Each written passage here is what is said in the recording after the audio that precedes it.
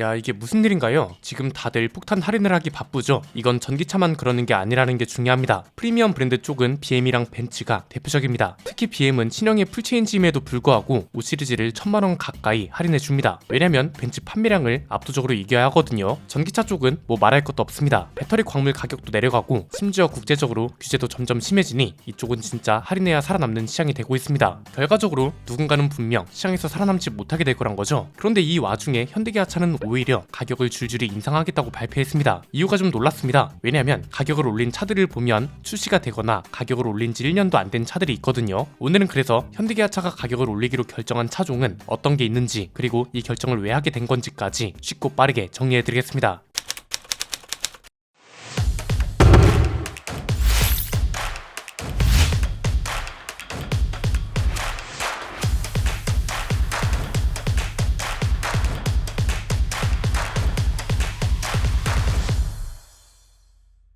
국산차 회사로 분류되는 것 중에 가격을 올리기로 결정한 건 현대기아차와 한국 GM, 그리고 가격을 내리기로 결정한 건 KGM하고 르노코리아입니다. 우선 현대차는 소나타 페이스리프트의 모델이 최하위 트림의 가격이 2,808만원, 하이브리드 프리미엄 트림은 3,330만원에 팔고 있습니다. 하이브리드 모델은 세제 혜택 전 기준 가격인데요. 이건 작년 4월 출시 당시보다 각각 21만원, 25만원씩 오른 겁니다. 출시한 지 1년도 안 됐고 심지어 소나타는 판매량이 잘 안 나온다는 말이 많았던 차종인데도 가격을 올렸다는 거죠. 코나 풀체인지도 가격이 올랐습니다. 1.6 가솔린 터보 모델 모던 트림은 2,537만원이던 게 2,556만원으로, 하이브리드 모던 트림은 3,119만원이던 게 3,142만원으로 올랐습니다. 작년 4월에 출시된 코나 일렉트릭도 스탠다드 프리미엄 트림이 4,689만원에 팔리고 있습니다. 이건 출시 당시보다 35만원이 오른 거고, 롱레인지 프리미엄 트림은 현재 5,005만원으로 37만원이 올랐습니다. 기아도 비슷합니다. 작년 5월에 셀토스 연식 변경 모델을 출시했잖아요. 그런데 역시나 1년도 안 됐는데 가격을 올렸습니다. 1.6 가솔린 터보 트렌드 트림의 가격이 2,186만원으로 기존보다 16만원 올랐고, 최상위 그래비티 트림은 2,725만원으로 기존보다 20만원 올랐습니다. 작년 2월에 연식 변경된 니로도 출시된 지 1년이 되기도 전에 가격이 올랐습니다. 최상위 시그니처 트림이 3,376만원으로 26만원이 올랐거든요. 그나마 다행이라고 해야 할까요? 작년 하반기에 출시된 산타페와 소렌토는 아직 가격 변동이 없습니다. 가격 인상폭이 1% 아래이기 때문에 그리 크지 않다고도 할 수 있지만, 출시된 지 1년도 안 돼서 가격이 올랐다는 건 보시는 분들이 어떻게 판단하실지 모르겠습니다. 한국 GM도 가격 인상을 결정했죠. 작년 3월에 출시된 트랙스의 최하위 트림은 LS입니다. 이 LS의 가격이 2,177만원으로 기존보다 136만원 올랐고요. 최상위 트림인 RS는 2,880만원으로 기존보다 141만원이 올랐습니다. 가성비라는 타이틀이 이제는 붙을 수 없다는 말이 나오는 이유입니다. 반대로 KGM은 작년 9월에 토리스 연식 변경 모델을 출시하면서 T5 트림 가격을 55만원 내렸고 지금까지 유지하고 있고요. 르노코리아도 올해 1월 XM3 하이브리드 4를 출시하면서 시작 가격을 3천만원 아래로 내려버렸습니다. 현대기아차와 한국GM이 가격 인상이 출시된 지 1년도 안 된 차를 대상으로 이뤄졌다는 점, 그리고 작년 하반기에 개소세 30% 인하 혜택도 폐지가 됐잖아요. 이것 때문에 소비자들이 체감하는 가격 인상분이 더 크게 느껴질 수도 있다는 거죠. 하필 최근에는 또 테슬라를 비롯한 전기차 브랜드들 뿐만 아니라 BM이나 벤츠 같은 내연기관차 중심 브랜드들도 폭탄 할인이 이슈인 상황입니다. 일단 지금 나오고 있는 가격 인상의 이유는 ADAS 시스템의 고도화를 비롯해서 인포테인먼트 시스템 같은 게 업그레이드 됐다는 건데요. 언론에 보도된 업계 관계자의 말을 보니 새로운 신기술이 대거 적용되면서 가격도 불가피하게 올랐다. 이걸 감안해서 인상폭을 최소화하도록 노력하고 있다. 이렇게 말을 하고 있고요. 이게 소비자들 입장에서 얼마나 납득이 될지는 모르겠습니다. 요즘은 가격 인하가 트렌드이기도 하고, 출시된 지 1년도 안 된 차들이, 그것도 페이스리프트나 풀체인지도 아닌 차들이 오른다는 게 지금은 그리 흔한 일도 아니니까요. 왜 현대기아차는 가격을 올리기로 한 걸까요? 올릴 수밖에 없는 이유가 있었던 걸까요? 정리해보면 이렇습니다. 크게 세 가지인데요. 첫 번째는 올해 영업이익 목표가 중요할 것 같습니다. 최근에 발표가 됐죠. 현대차와 기아 모두 매출과 영업이익 실적이 역대 최대치를 찍었다고 하잖아요. 영업이익은 현대차랑 기아를 따로 놓고 봐도 삼성전자를 이겼을 정도라고 하고요. 자동차 업계만 놓고 봐도 영업이익률이 10.2%로 상위권이었습니다. 테슬라는 반대로 영업이익률이 낮아지면서 이걸 제쳤다는 것만으로도 굉장히 의미 있는 데이터라고 볼 수 있습니다. 그런데 올해는 이거보다 매출과 영업이익을 더 높게 달성하겠다는 목표를 내놨습니다. 현대차를 기준으로 12조 4천억 원에 달하는 투자를 하겠다는 합의했다고 밝혔고 현대차랑 기아를 합산한 올해 영업이익 목표는 28조 원으로 잡았습니다. 현대차는 영업이익이 지금보다 8에서 9% 올리겠다고 했고 기아는 3.4%가 오르는 걸로 목표가 잡혔습니다. 일단 이것만 봐도 이왕 가격을 올릴 명분이 생기면 웬만하면 올리는 방향으로 갈 수밖에 없는 거죠. 영업이익이라는 건 차를 한 대 팔았을 때 남아야 하는 마진이 많으면 많을수록 높게 잡히는 거니까요. 현대기아차 입장에선 일종의 자산 활용이 되고 있는 겁니다. 어떤 자산? 내연기관차와 하이브리드 차라는 자산이요. 테슬라와는 좀 다른 게 테슬라는 영업이익보다도 판매량과 점유율이 올해 중요합니다. 그래서 가격 인하를 강행하면서까지 판매량을 올리겠다는 목표를 잡은 거고요. 현대기아차는 약간 섞여 있는 거죠. 전기차 시장에서 판매량과 점유율을 상승시키려면 가격 인하가 중요하긴 합니다. 그런데 여기서 테슬라와 다른 건 전기차 가격을 내리는 대신 다른 차 가격을 올릴 수 있다는 거죠. 이번에 가격이 오른 차들도 보면 대부분이 내연기관차 아니면 하이브리드 차잖아요. 어떻게 보면 투트랙 전략이 가능한 거죠. 그리고 테슬라는 판매량 상승이 중요하다면 현대기아차는 오히려 영업이익률 목표치 달성이 더 중요한 상태인 걸 수도 있습니다. 어차피 전기차 시장 1위는 테슬라랑 비아디가 치열하게 싸우고 있습니다. 그리고 숫자 데이터가 현대기아차와 차이가 크잖아요. 미국 시장 판매량만 봐도 어떤가요? 테슬라가 1위, 현대차그룹이 2위인데 1위와 2위 사이의 격차가 굉장히 크다고요. 그래서 전기차 시장에선 가성비 전략을 강조하더라도 나머지 내연기관차나 하이브리드 차로 가성비 전략만큼 손해본 걸 메꿀 수 있는 겁니다. 두 번째는 들어가는 비용도 많다는 게 중요합니다. 전기차가 생각보다 부진한 것도 원인일 겁니다. 현대기아차가 판매량 순위는 높지만 문제는 전기차 시장 파이 자체가 크질 못하니 1등을 하든 2등을 하든 그렇게 큰 이익을 못 보는 거죠. 실제로 올해는 진짜로 애매하고도 아이러니한 한 해인 게 그동안 전기차에 투자를 해온 자동차 업체들이 많죠. 이런 회사들한테는 올해가 내연기관차로 벗어나기 위한 중요한 시점인데 소비자들의 요구 사항과 기대치랑 맞지 않거나 과하게 앞서 나가는 게 없지 않았습니다. 그래서 미국은 전기차 판매가 생각보다 저조해서 재고가 쌓이고 있다고 하고 자동차 회사들은 전기차를 감산하고 증상 계획은 오히려 뒤로 미루고 있습니다. 테슬라는 새해 들어서 올해는 성장이 저조할 거라고 미리 깔고 갈 정도잖아요. 작년 미국 전기차 판매 증가율이 47%였다고 합니다. 그런데 그럼에도 전년도에 비해서는 시장 전체가 둔화됐다고 말하고 있습니다. 수요를 늘리려면 가격을 낮춰야 하니 회사 입장에선 전기차 때문에 나가는 비용도 많고 현대기아차는 내연기관차를 활용해서 그만큼 손해본 영업이익을 메꿀 수 있는 거죠.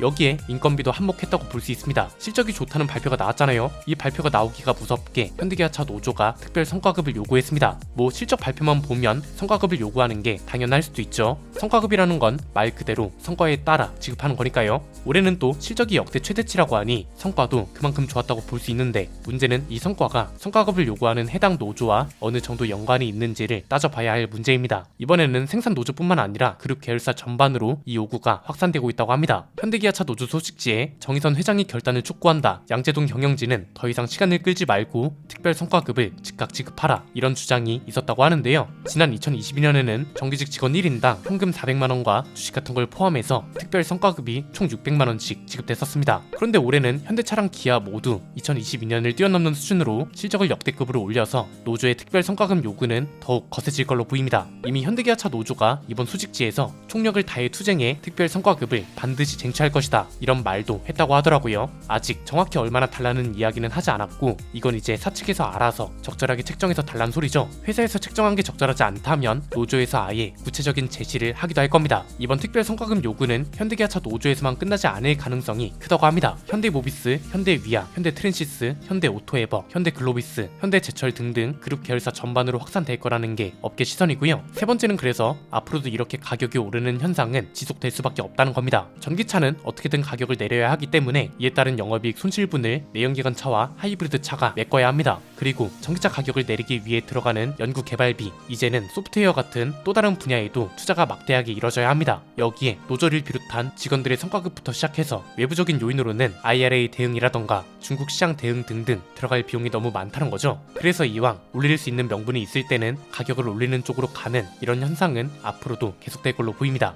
회사 입장에서 가격 인상의 이유를 설명해 봤는데요. 뭐 가격 인상이라는 건 회사의 경영 전략이기 때문에 우리가 뭐라 할 수는 없는 문제일 수도 있습니다. 다만 소비자들이 어떻게 판단할지는 역시나 모르겠습니다. 출시된 지 1년도 안 된 내지는 가격이 오른 지 1년도 안 된 차의 가격이 오르는 거 여러분은 어떻게 생각하시나요? 댓글로 자유롭게 남겨주시면 감사드리겠습니다. 오늘 내용은 여기까지입니다. 내용이 유익하셨다면 구독과 좋아요 알림 설정 부탁드립니다. 지금까지 저는 안피디였습니다. 감사합니다.